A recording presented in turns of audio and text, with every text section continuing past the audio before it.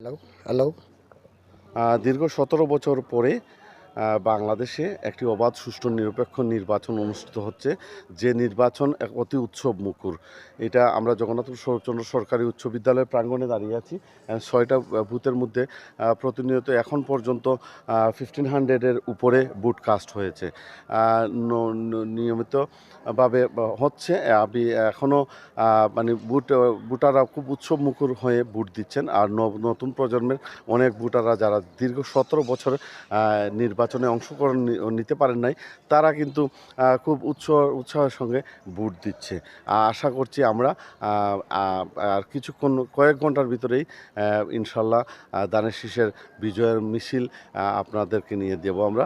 আর এখানে যারা কষ্ট করে ভোট দিয়েছেন, আমি কয়সর আহমেদের পক্ষ থেকে সবাইকে ধন্যবাদ জানাচ্ছি এবং বিজয় মিছিলে আপনাদের শামিল হওয়ার আহ্বান জানিয়ে তারেক রহমানের হাতকে শক্তিশালী করে জগন্নাথপুরকে যাতে বাংলাদেশ বিনির্মাণে তারেক রহমানের যে নির্দেশ, সেই নির্দেশে জগন্নাথপুরবাসী যেন শামিল হতে পারে, এটাই প্রত্যাশা। ধন্যবাদ সবাইকে। সালাম আলাইকুম।